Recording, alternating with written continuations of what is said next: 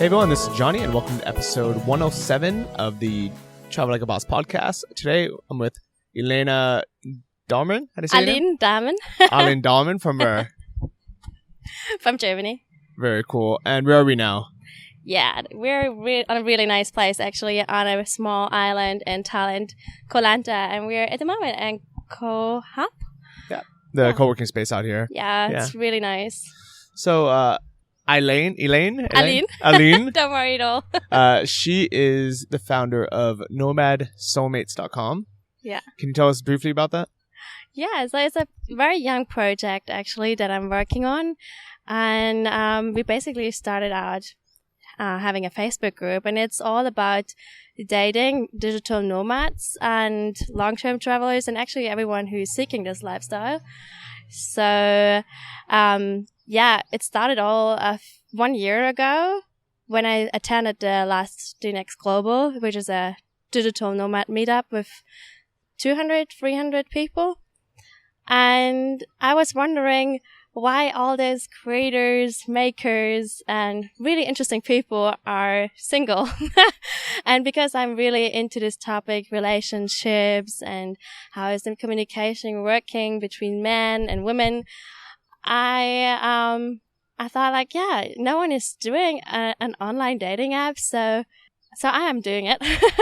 And I'm super passionate about it, and we have great responses. So yeah, I like that. That's cool. That's so how it all started. Okay. So are you in a relationship or are you single? No, I'm single actually. Okay, cool. And I think, do you think the majority of digital nomads are single, or do you think they're in relationships? Yeah, I guess our surveys are saying that most of them are single. We did the surveys in big Facebook groups. And it also, when you think about it, lots of nomads are traveling. Well, most of them staying in one place for longer, but then they have booked a travel ticket somewhere else, or, they work independent, then they are independent in mostly any area of their life. So for digital nomads who are single, it actually is a challenge to meet someone who's like-minded and then you're falling for, Yeah. So yeah, I can see that. And I think that, being independent is an attractive quality, but at the same time, I can see why it's hard for relationships. Yeah. Especially when you have your own kind of itinerary. Because if you meet someone and you know that you already have a plane ticket booked for another country 2-3 months from now, it's a little bit hard, right? Yeah, I mean, you also could, extend that or quit your travel plans, but often, there are things like, you have to be really falling for this person, and then also when you like this freedom someone has, it's you need to, how do you say, like really talkative and be, how do you say that, when you need to make like when you first meet someone, or after? Yeah. Okay. When you first meet someone, I guess you need to be very social and learn how to approach them. Yeah. Anyway. Yeah, and I guess in general, as travelers, it's like if we're traveling alone, we don't know anyone in a new city. You almost kind of have to have those skills to approach a stranger and strike a conversation. Yeah, that's also why lots of nomads, or I have the feeling lots of nomads are social people, really also interesting, maybe also laid back a little bit more. That's my feeling. And but still, when you're here on co-working spaces, I see that Koh Hap is my very first co-working experience, and sometimes I really have this feeling when people are plugged in, having their earplugs in and working straight, and they work all on the same place to be like-minded, to share, to be in a group, to which happens when you go to the common rooms or to the kitchen or whatever. But I feel when I see people here working, I feel kind of I have to not distracting them, and it's hard to get. It's always a fear you have to go over when you want to come over. And it's, you don't want to bother them. You don't want to intrude. It's a little bit awkward, especially if you haven't met them yet. Yeah. That's always this thing that you... And I think that's why like a good co-working space is kind of like a good hostel. Yeah, that's right. They will have common areas that kind of force people to interact. Yeah. Like almost like an office, you have the water cooler. I know what? So in the US, we also have the water cooler where you I've never heard this before. You get water. We have one here too in the kitchen, and it forces people every half an hour, an hour to go make coffee or tea by themselves, and you have a chat, and that's probably where most people meet, right? Yeah. And it's also actually for a co-working space, it's really important to have these events so people actually can have an option to meet each other after work. Oh, like social events, yeah. Yeah, social events and all that. I'm like mixers. Actually, so I've been to a lot of co-working spaces. My first one was in San Francisco, and every Friday they have a keg of beer. What's that? A keg is I don't know how many liters that is. Maybe 20 liters. One of those big metal drums. What do you call that in German? Drums? Like a drum, like a big 20-liter metal container of beer, like a barrel. Yeah. It's funny. I can't remember the German word, but I know what you mean. As long as I'm traveling, I constantly forgetting German words. Yeah. That's all right. I forgot that. So they would have that, and it's free. So it kind of encourages people in that co-working space definitely to hang out and socialize every Friday. Yeah. And then a lot of them will have like game rooms and stuff as well. Yeah. I think the best ones are the ones where there's like a little sitting area or a common room as you come in and out. And also places that have like a water or coffee room, because that is where most people meet. Yeah. It's really important, and that's what nomads need and want. So yeah, and we are actually with Nomad Soulmates. Like I was saying, this is going to be an online dating website. But just at the conference and at the DNX, I was part of the program because Philly and Marcus, the founder of that, were saying we want to have something more personal as well because it's all about business there. So they were, I was asking them like, would you be interested in if I would do some speed dating with the people? And so we did that, and it was a total blast. And I figured out that I really love interacting with these like-minded people, digital nomads, and that I love offline events as well. So I'm really also changed my plans for Nomad Soulmates. I want to connect them offline as well. Yeah, I think that's fantastic, especially for the digital nomad community to have in-person mixers or meetups. I think that's a good idea. Yeah. It's the most authentic way to get to know people. And when it comes to dating, that's just the best way to meet each other. And instead of only online, that is the other people are not an option.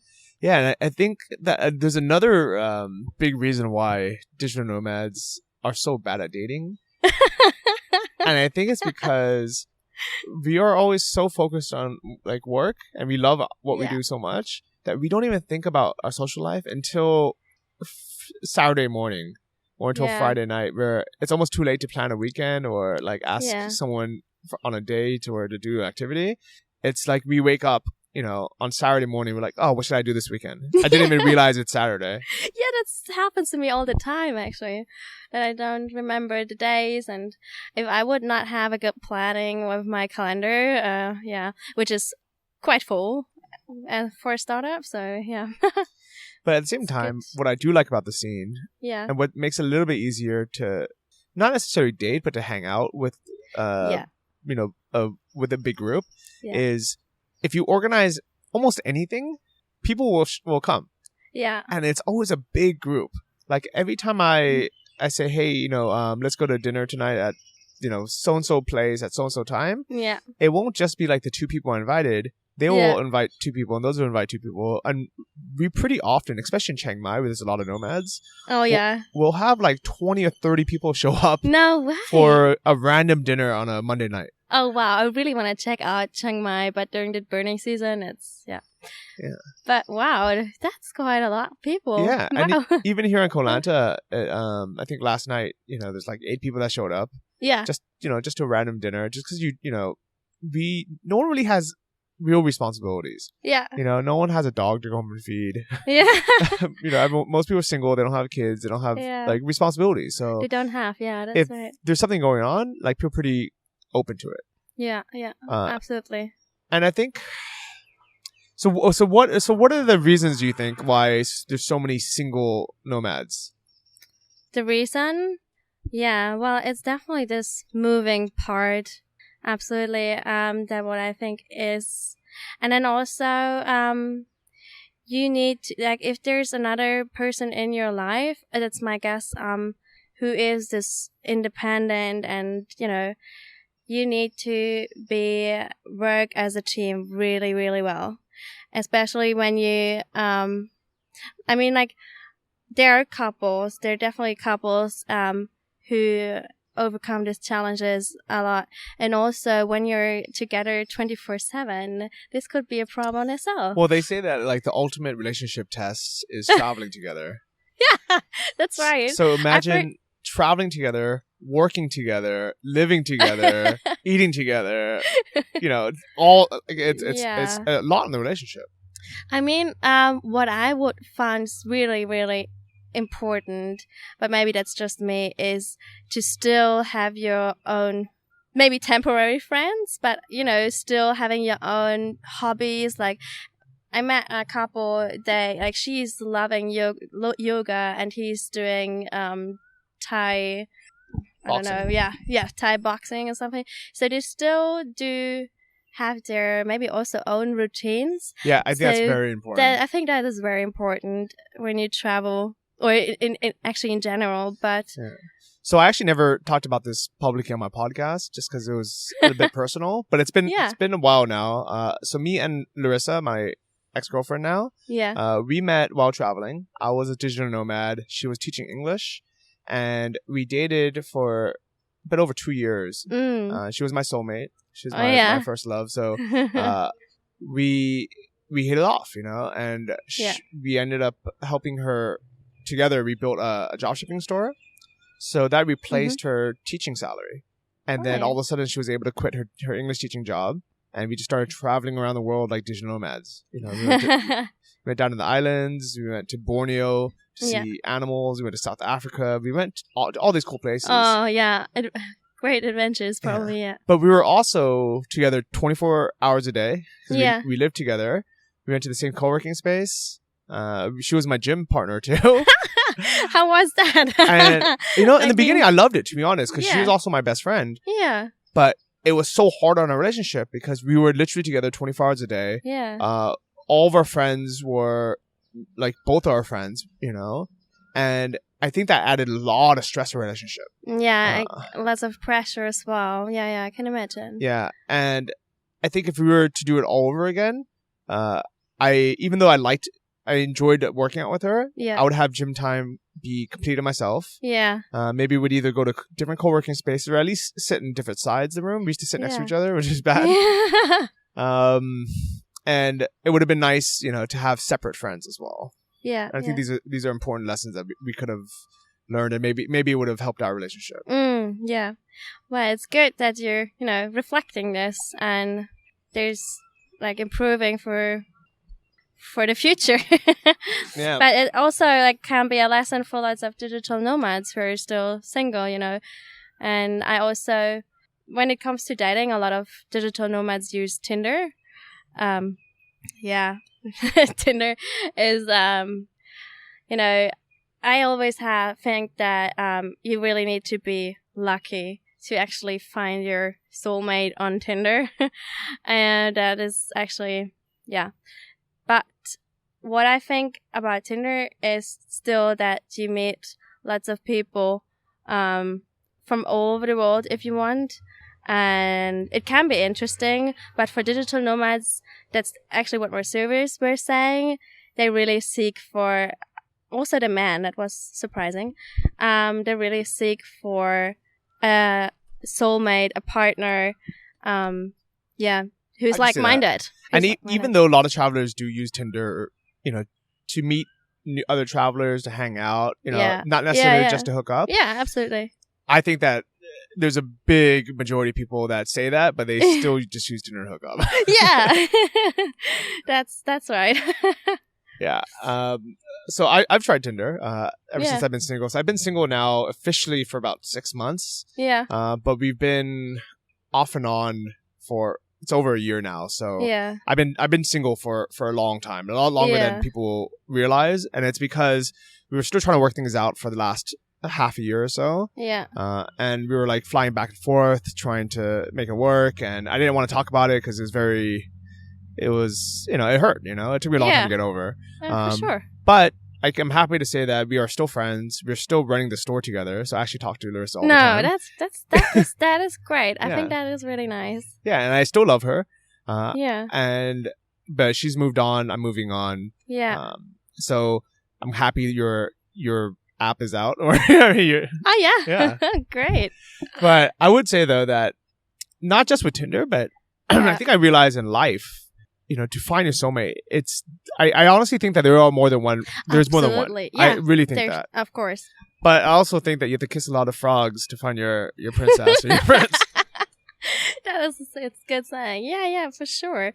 I mean, I've been actually this person as well. So, I've been in a relationship for over 5 years, and it also broke because I was traveling for the very first time, and then I got travel addicted, and I found out about the whole digital nomad movement.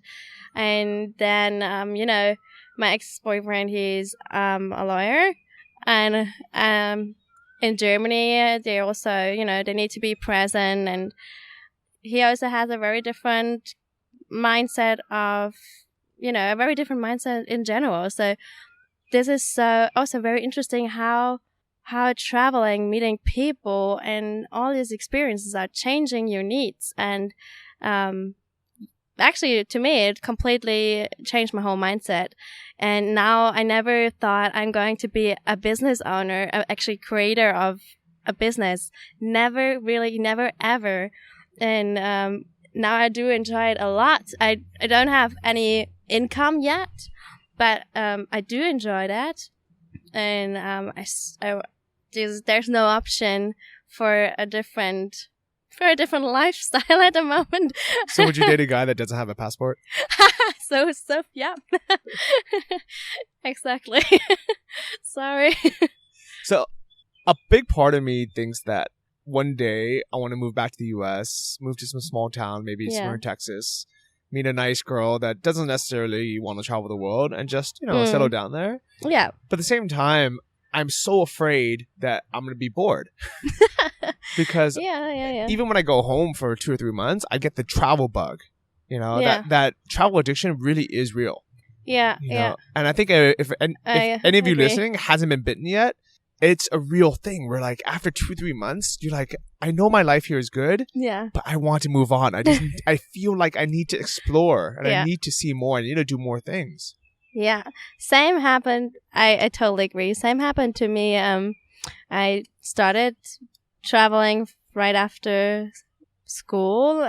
Like it's very common to take a gap year in Germany, so I did that, and I went back home after that, and I missed it a lot. So, and people and friends were saying, "Oh, you will get over it," and I never did. So I quit an apprenticeship that I started, and and actually also worked a lot and was reading a lot, because the internet is full of advices how to become a nomad. So yeah, there were lots of challenges, and there still are, but it's the journey. I really enjoyed the journey of it, and right now I do love it a lot to connect people here and bringing my passions into my project. I can see this being a good business, especially in the beginning you just gathering like users, but then I absolutely think that starting with offline events is probably the easiest way. Yeah. Because that's something that, I mean, personally, I I would pay to go to a mixer or like a social event, and I think a lot of other people would as well. Yeah.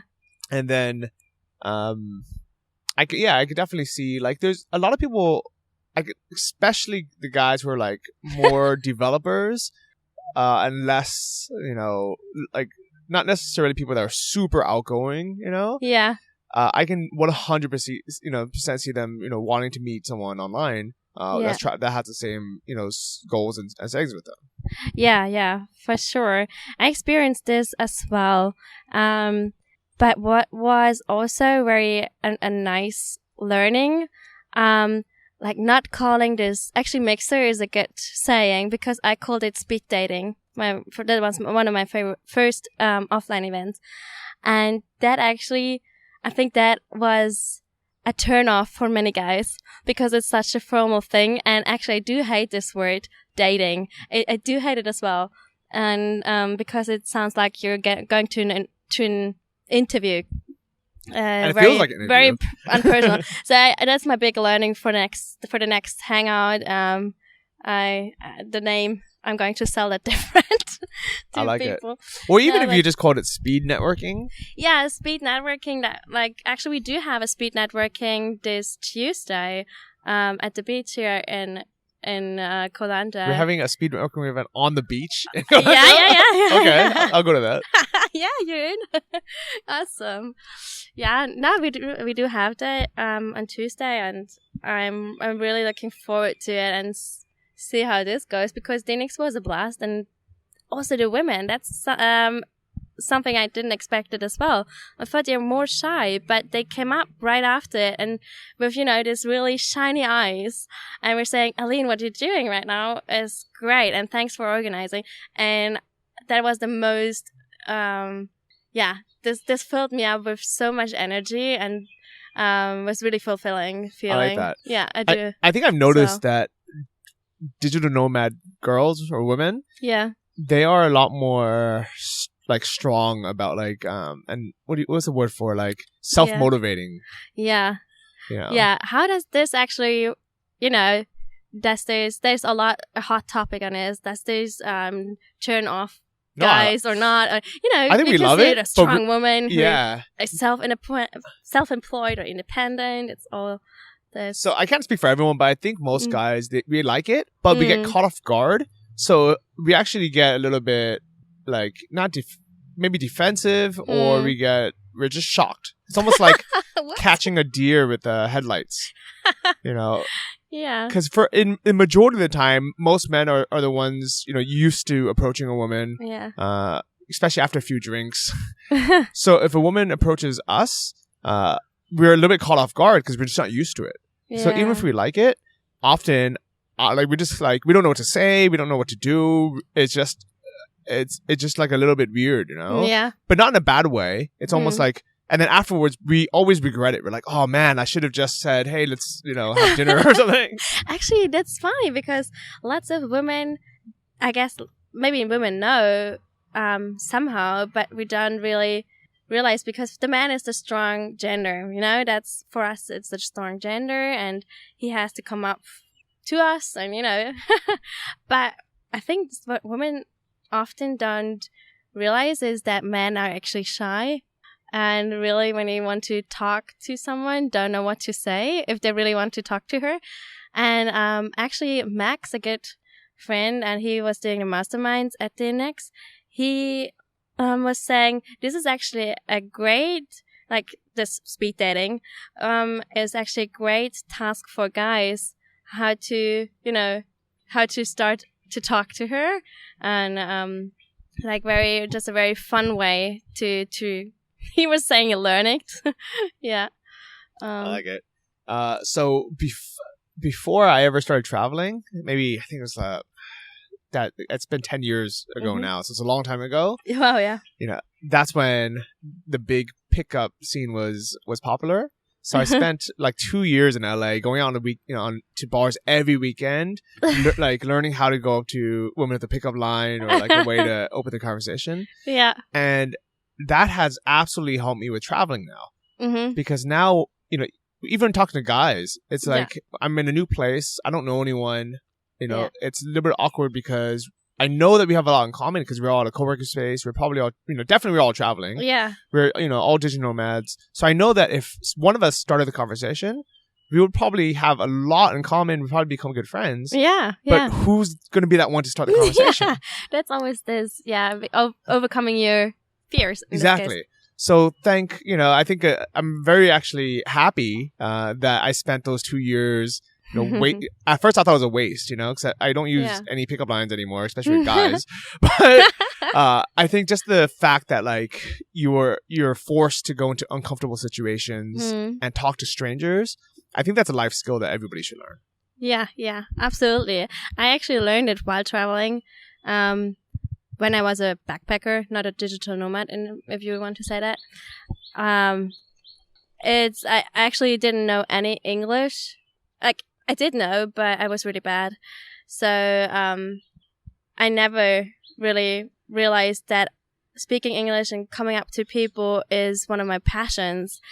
And what really helped me, and it's a big learning, is just to smile. It's so simple. It's just smiling to people. And I realized the other person probably is getting this attention, like, oh, she smiled to me, and then maybe he's smiling back, and then or she, and then you have this eye contact maybe over and over again, and then you just come up together and say, yeah, I just want to say hi, and then the conversation starts. Perfect. I like that. Yeah, it's easy, like a invitation to start a conversation. Yeah, is smiling at someone, making eye contact. Yeah.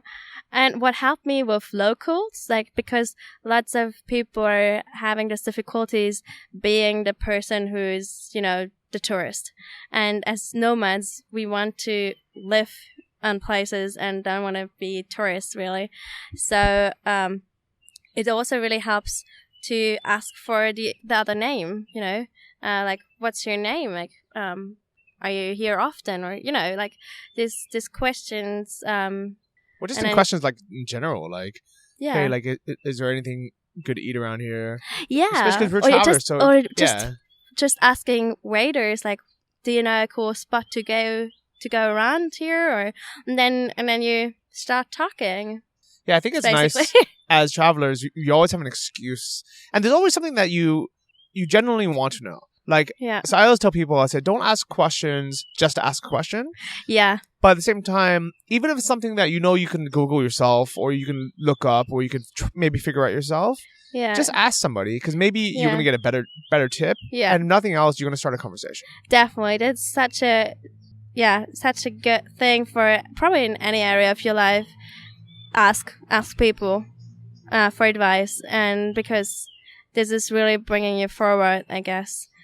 And And what's nice about traveling, especially as a backpacker or as a digital nomad, maybe not necessarily like someone staying like in a hotel or something, but at like a co-working space or a hostel or something, it is very normal, especially if you are a somewhat normal person.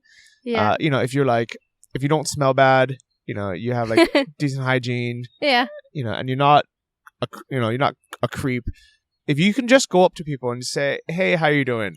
Yeah. And that's it. Yeah. You don't need anything fancy, because it's already, I think it's really built in that you're traveling, you're not from this country. You're like, you have something in common already.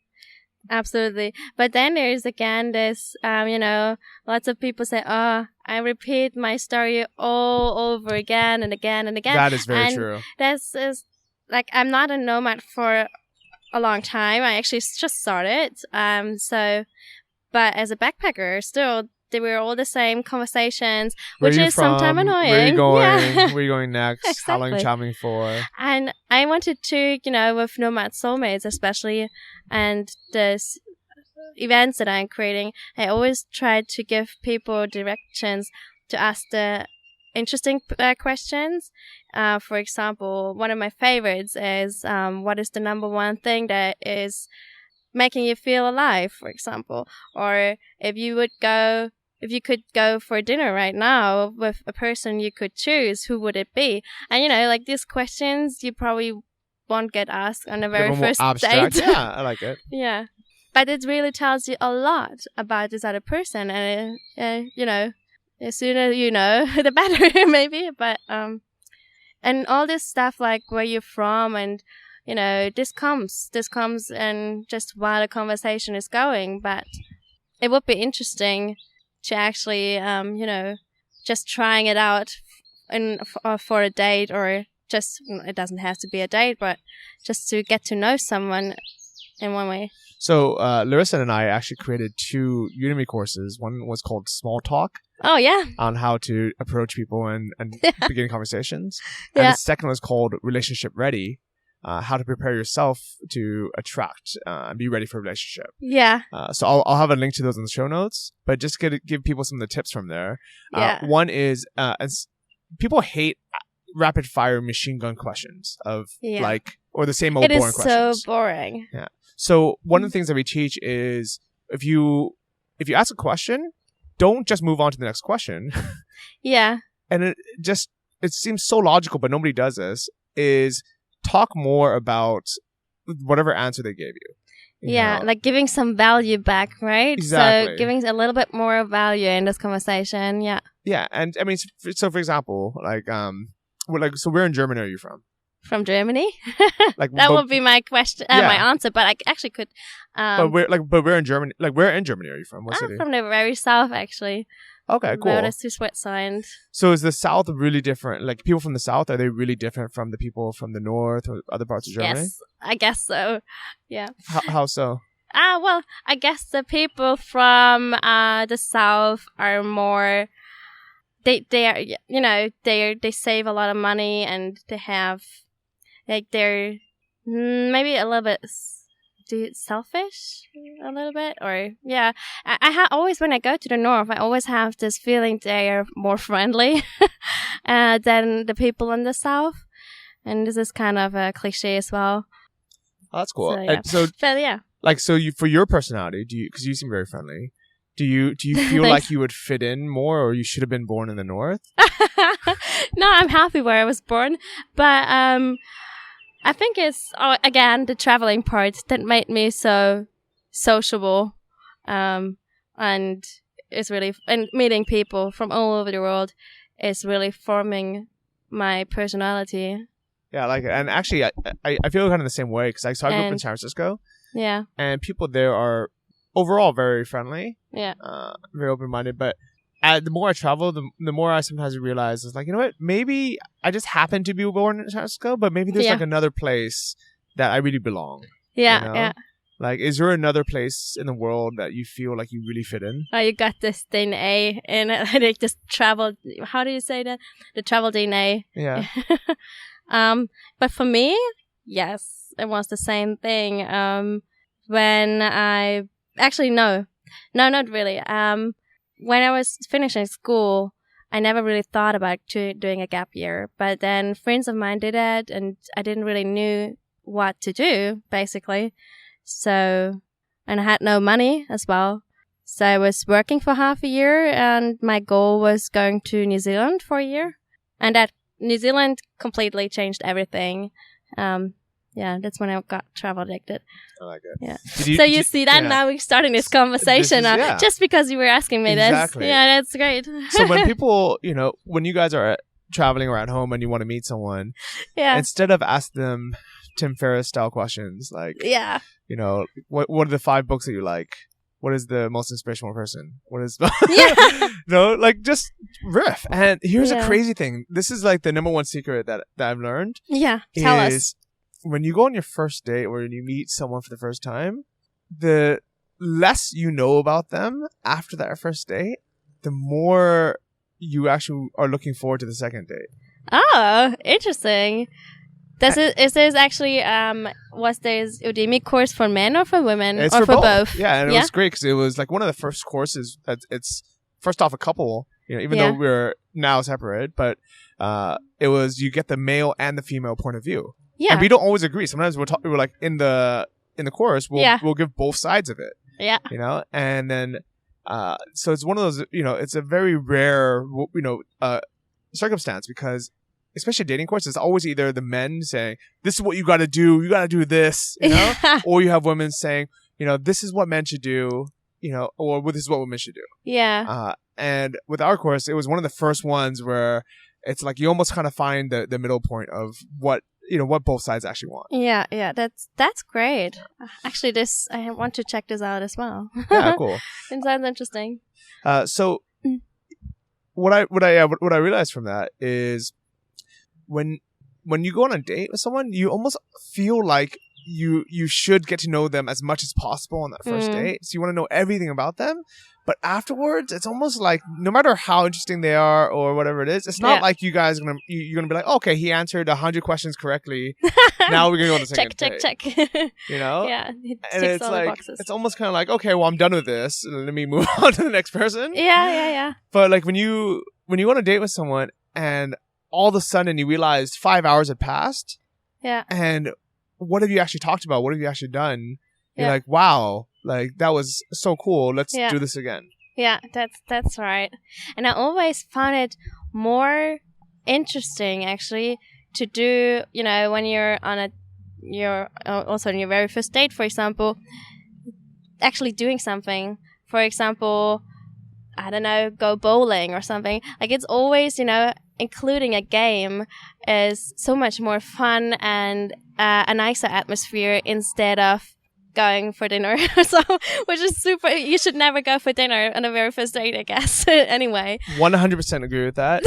You should never ever go to dinner on a first date. And I am living proof of this because I've been on a lot of dinner dates and none of them have worked out. Yeah. And it's not just me. And you know what? Especially, it's awkward. It's very awkward. It's very awkward for both people. Yeah. And people don't want to hear this because I think people like going to dinner. And, I mean, this is what they publish on the social media and on the movies. Like, you have this candlelight dinner. That's what, at least women, or I could imagine women think about this when they think about their very first date. Yeah. So I'm glad you agree with that too. Yeah. Do an activity, or I think in this kind of society as well, it's very normal not to go on a date, like a one-on-one date, but to hang out as a group. Yeah. So if you're going to if you're going to dinner with a big group of people as kind of like your first time hanging out, that's okay. Yeah, I think it's more relaxed. It's more relaxed. They get to know your friends. Like, there's other people there. It's not nothing formal. Yeah. You're not like watching each other chew. And you can still change your talking partners. But it's way more relaxed. Definitely try to do an activity instead. And what's cool about traveling is there's so much to do. So much to do. Actually, do you have anything that you would like to learn? Any activities, or do you enjoy anything? I don't enjoy anything. Maybe nothing. What? You're a traveler? No, I mean, there's so many cool things to do, and I'm always pretty open-minded. So if someone has a suggestion, and it's available here, I'm like, okay, I'll do that. I think one of my favorite days, or like one of my best days, or that I also remember there, was when I met this guy also while traveling, and I was asking him what is your very first I was asking him what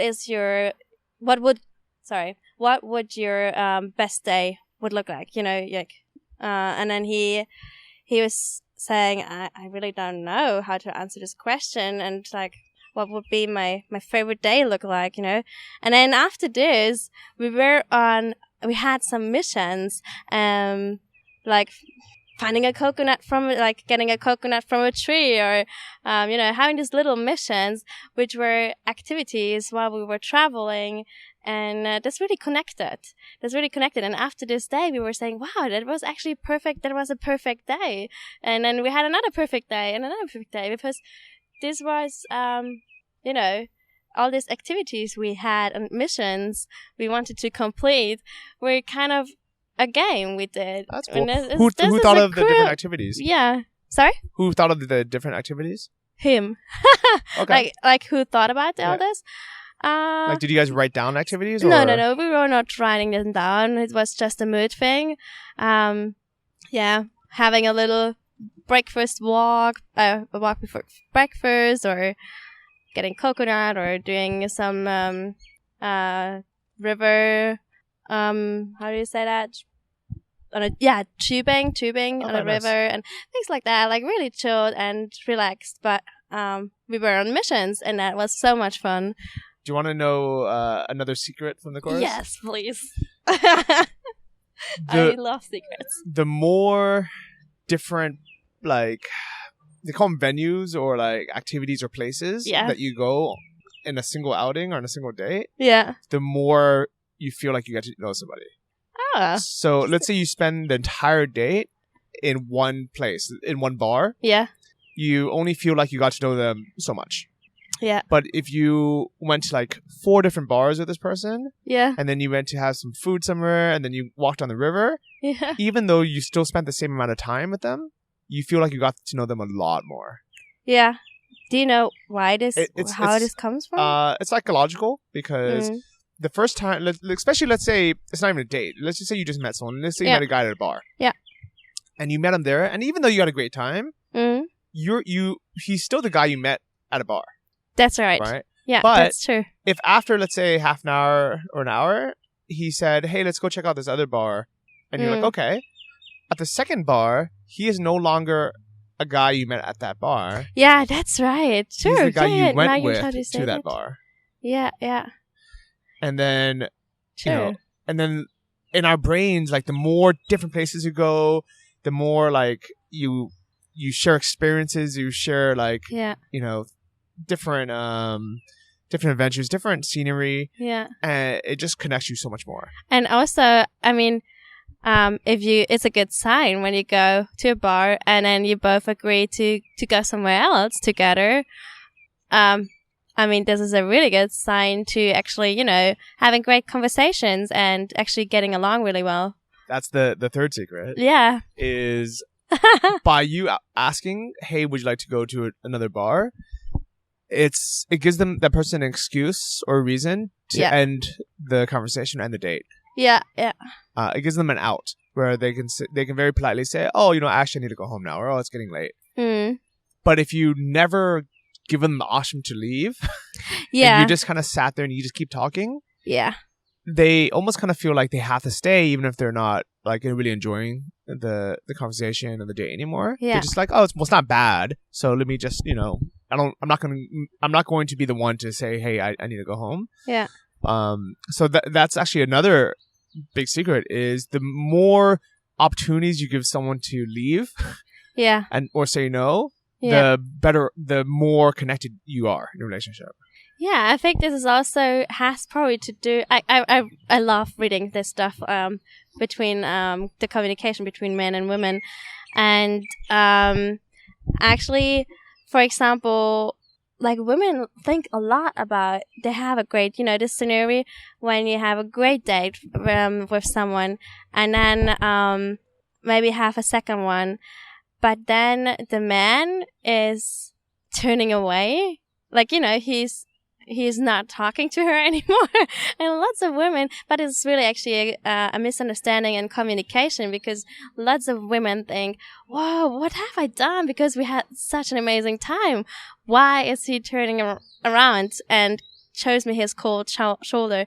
And what I'm stalking Matthew Hassey, which is a relationship coach for women, and he explained it this way, that he doesn't want to hurt her because she probably was showing interest, like probably lots of interest, and but he explained it like he doesn't want to hurt her. So in his mind, he thinks when he's turning away and like making a little bit like a big distance in between, then he's not going to hurt her anymore, which is so wrong because this is hurting a lot. And many men doesn't know, which I don't know. I feel this is a really interesting, call it issue. Yeah, that so many people just don't know about, and it would be great if there were more people out there who actually, especially men or hopefully also women, who talk about why they do this and why they react like this, and it's really, really interesting. So there's a ton of out there, and I have heard of Matthew Hussey. Oh yeah, yeah, no he's way, a pretty famous guy. Yeah, yeah. So there's also a book called what was it? It was something like why. Can't remember. I remember the book cover now. It's also for women. Yeah. Like it's something like I don't know. I'll Is think it of for it. men or for No, women? it's for women. It's for a book women. for women too. Yeah. Yeah. But yeah. Anyways, like. Yeah. Honestly, I used to really be into this stuff like 10 years ago. That's funny. Yeah. And I think I do think it's helped me a lot because it made me understand relationships more and these things. But I really don't like talking about relationships anymore. Yeah. And I think that's why this is probably the first time out of 107 episodes I've ever talked about relationships. But I think it's something that it's one of those like things that everyone should know at least the basics of. Yeah. You know? And ideally, it's something we would have learned from our parents or our older brother or older sister. Yeah. Or maybe we would have learned it by ourselves if we had started dating very like innocently when we were 14 or 15. Yeah. But unfortunately, I think, you know, a lot of us, we grew up without the father or mother figure to like communicate with us these things, or the older brother or the mentor. Yeah.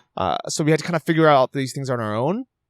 And especially with things like media, we get a lot of contradictory or crappy information. Yeah, that's the number one thing. And then also lots of people, you know, it's nothing wrong with it to watching these people. Like for me, sometimes women feel guilty when they're in a relationship and they Google things like how to make him fall in love with me or something like that. You know, they feel guilty searching these things, but they do. Mostly all of the women do. And but I think there's really nothing wrong with it, because this actually means that you want to improve in your relationship, or if you're not in a relationship, that you want to improve in your dating skills, or that you actually know how to be a good partner when it comes to a relationship, basically. And that was always my motivation, and to be a good partner in a relationship. Of course, there went things wrong, and as in everything, like in every relationship, it does. But it's always a good thing to, when you have this uncomfortable discussions with your partner, actually see it as a learning and grow from there as a team.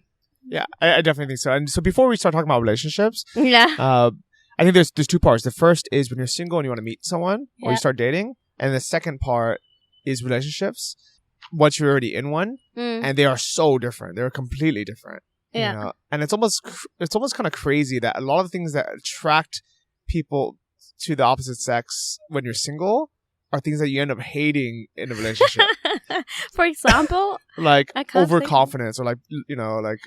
Yeah. And I think, you know, in relationships, girls hate it when a guy is overconfident or a little bit too independent, you know, these negative traits. But at the same time, a lot of these things are things that attracted you to them in the first place. Yeah, but I think it's like what I've heard from Matthew Hussey was that, for example, if there's a woman who's, you know, very independent, as many nomads are, it's very attractive to men when they still when they still feel they are needed in her life. For example, she has a really busy day and then she's coming up to him and saying, I actually really need a hug. So, you know, things like this probably show him she's like a badass, you know, doing all this crazy stuff and creating all day. And then in the end of this day, she still needs me. And I think this probably, I don't know, maybe you disagree or have another opinion. I agree but this probably connect you again with her. And yeah. Yeah, I definitely agree. That's what I learned from him. So I just thought of the book that I was thinking about earlier. Yeah. They made it into a movie as well. Oh, really? What do you know what it's called? It's called Maybe He's Just Not That Into You. Oh. When did it come out? Or does it a long time ago. It's been out for years now. I should have known because I'm researching a lot. It's actually a great I don't want to say it's a great book, but it's very true. Yeah. So my advice to both men and women, Yeah. as well as digital nomads or entrepreneurs, Yeah. is instead of focusing on how to like fix problems or how to convince your customer to buy something or convince someone to fall in love with you, it's a lot of effort. It's a lot of time wasted. There's a lot to read in it, and people do like that. Yeah. But to me, all these things are like either patching up problems or they're trying to find shortcuts. Yeah. In business, if you have a really great product and you have something that everybody wants anyways, and you have and you have a great offer and you give great value, great content, customers come to you. Yeah. You don't even really need to go out chasing it. And then all you have to do is learn the second part of it, which is like maintaining the relationships and things like that. Yeah. So when it comes to being single, and this has been like my plan, and which is why I'm not dating anyone right now, is just if the man or the woman, if we just become the best versions of ourselves, we naturally attract people into our lives. Yeah. Which means if we are in the best shape that we can be for our body type, and we don't necessarily have to look like what society thinks we should look like or what a magazine cover looks like. Yeah. You know, if someone just happens to have like a big frame, so be it. That's just who they are. But be in the best shape that your body can be in. Absolutely. And same with, let's say, like personality wise, is if you are outgoing and you are enjoying life, you're doing fun stuff that you enjoy doing, you will naturally be attractive because people see that you're enjoying life, that you're happy, that you're outgoing, you're doing cool stuff. Yeah. And you can pretty much just invite people along your ride to do the adventures that you're doing anyways. Yeah, absolutely. I totally agree with you. Like, totally. And from the women perspective, I can tell you that most of the women do love that when they see like what he's really into and what kind of adventures he likes and what kind of habits he has, and like really enjoying what he's doing. Wow, this is amazing. This is so masculine and attracts a lot of women. And actually, I'm just thinking about this blog post that I read one day, which says something like 7 things why what you can learn from the 50 Shades of Grey, because actually you can learn a lot from this guy.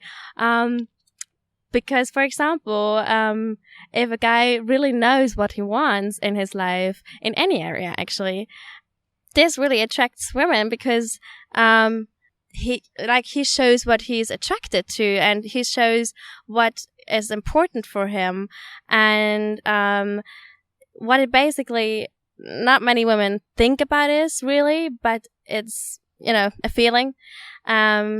Is, for example, if he's very specific in any area of his life, this must mean a lot to a woman when he chased her because he knew he wanted her, So, I need to figure out what kind of blog post that was and maybe show you, and you can put this link down below because this totally blew my mind. This is my favorite blog post I've read so far.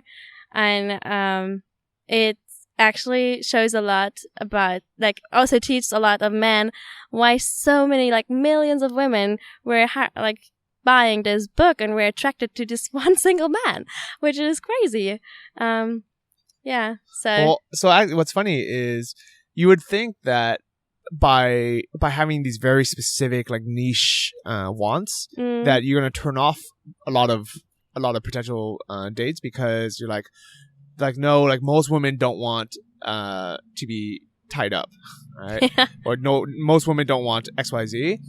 But here's the truth. It's just like with business. If everybody's your customer, if you're kind of just like, oh yeah, I'll take anybody as a customer, nobody's your customer.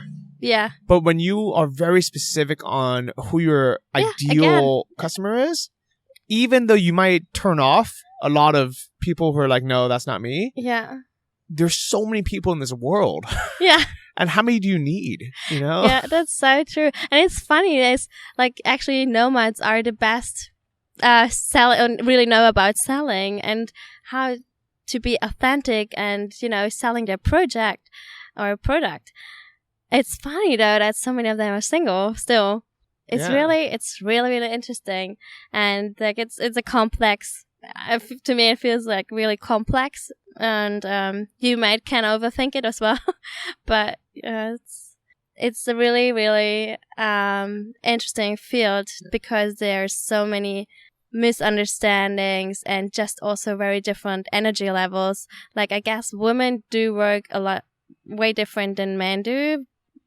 I don't know. I don't have a specific example, but for me, for example, I love sharing and also caring a lot with my heart to the people I'm around with, to also my future customers, because my project is not online yet, but still. And I have the feeling that men, they're very want to have the sales and have like really big goals that I'm reaching out for, which is great, but they just do it different. I don't know how to describe it. To me, it feels it's very different than women reaching out for goals.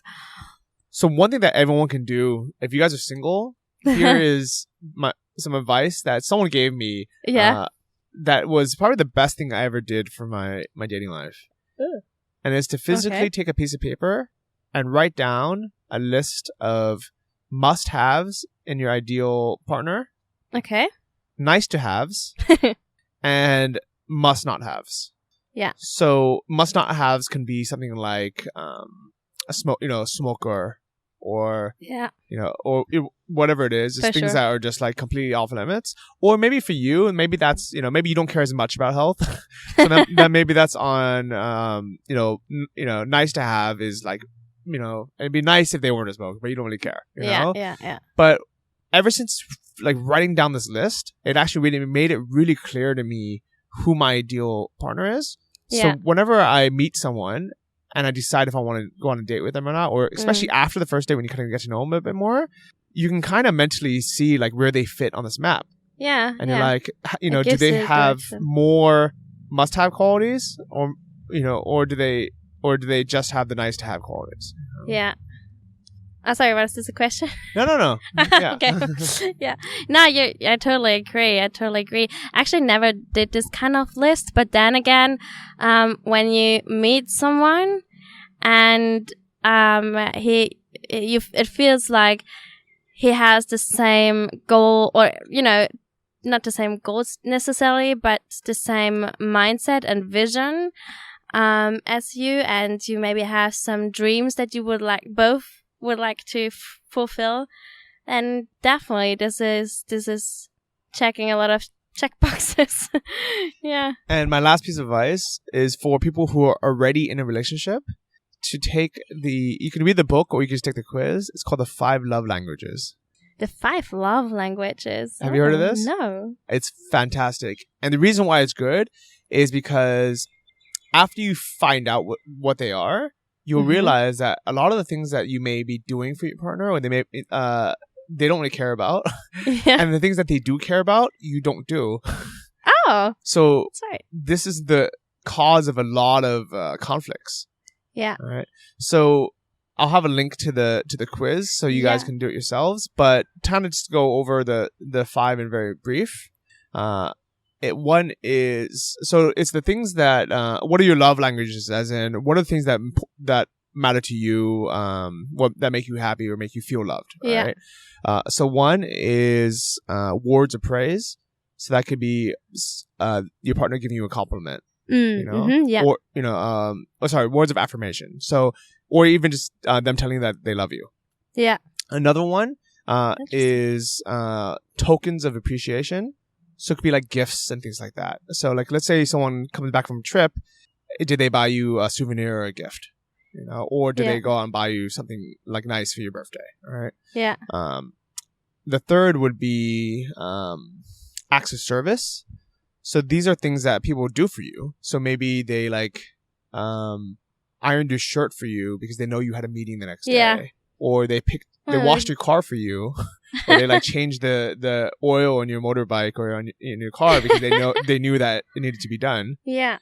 This is like really like thinking for the other person and like just supporting him in his life, right? Yep. Oh, it's lovely thinking, yeah. And then the fourth one is quality time.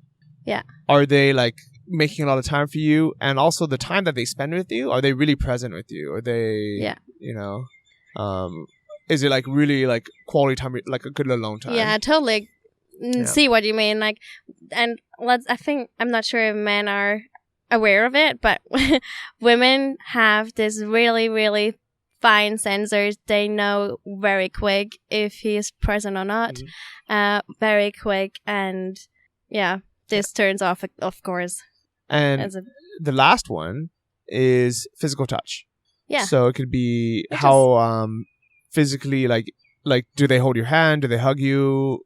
And it's also with sex. And sex, yeah, absolutely. So all 5 of these are definitely important, but the reason why we take the test is to figure out what are the ones that are most important to us. What are the ones that we like really require on a daily basis, or a weekly basis, or monthly basis? Yeah. And what are the things that like we kind of just assume, and it's not, if they like have the other ones, then it's fine. So like, for example, like my dad, all right, and this can be for relationships and friendships too. Yeah. Like my dad, he does not need physical touch. Yeah. Like you don't need to ever hug him. He knows that you love him. He also doesn't need words of affirmation. You never need to tell him like, Dad, I love you, or like, thank you for doing this, or hey, like, oh, you look like you've been working out, or whatever it is. Yeah. Like he doesn't need it.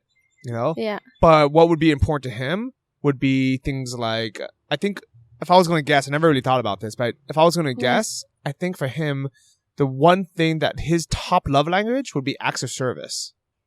Acts of service. So what do you mean in that? So if I knew that I saw the lawn was growing, and I like woke up early and I mowed the lawn for him. Oh yeah. To him, this would be show my appreciation and love for him. Yeah. More than everything else. More than telling him I love him. More than buying him a gift. Yeah. More than hugging him. More than spending time with him. Yeah. That would be his love language. Yeah. Yeah. So it makes sense to me now when you're saying it. Yeah. So just kind of off the top of your head, I definitely take the quiz because it might change. Yeah. But out of those 5 things, which one was like probably the least important to you? The gifts. Okay. So let's say your partner went on a business trip without you, and they came back and they didn't get you a souvenir. Would that upset you at all? Would it make you feel like he wasn't thinking about you? Okay. I would have loved to actually get to know how it was, like what his experiences were, because this gives me the feeling when he is coming up to me and tells me how he felt like and how he is thinking about this, whatever it is, conference or his experience he had without me, I will feel automatically would feel involved in his life. And this again gives me this feeling of being a very special person in his life. That would be so much worth instead of actually a physical thing. It's actually I probably would have been upset actually if I get a present but no talking. Ah, okay, I think I would have been upset when I get something like he's still thinking about me, but at the same time, there's a music video about that. Yeah, where some guy he like comes back with like a Cartier bracelet for his girlfriend. Yeah, and just puts it on the table with a note. Yeah, but he's like he leaves again. Because this is like, something that women love. They connect. This is their language, their energy language. That's what they connect with. They talk. So I'm going to assume that one of your top love languages is quality time. Quality time, yeah. Quality time, definitely, and touch. And for a lot of people, I think that's not as important to them. Actually, you know what? This is Larissa just texting me right now. Here we go. So we are actually looking into starting another business together. Awesome. This is such a great thing to be still, friends. That's a great quality. Yeah, I mean, if you spend so much time with someone and like you really, did love each other, there's nothing that could happen that just makes you completely sever it. Yeah, it's actually a real shame if this time you spend this whole time you spend with each other and then you just stop, you start ignoring each other. This is a real There's shame like that song, in my eyes. You're someone I used to know. Sorry? There's that song that says like you're someone I used to know.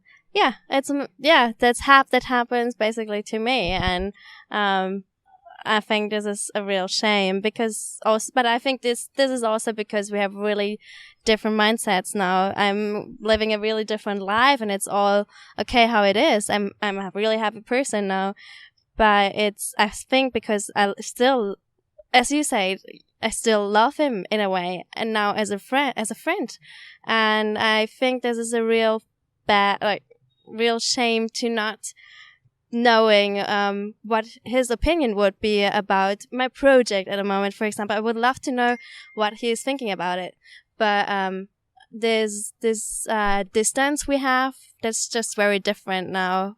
Things are very different now. Maybe I have to accept that, but unfortunately it's not always that easy. And I think it's one of those things where like it hurts us to not be in relationships. So I think the reminders that really I think for most people, they don't want to open that communication because it's almost like reopening the wound.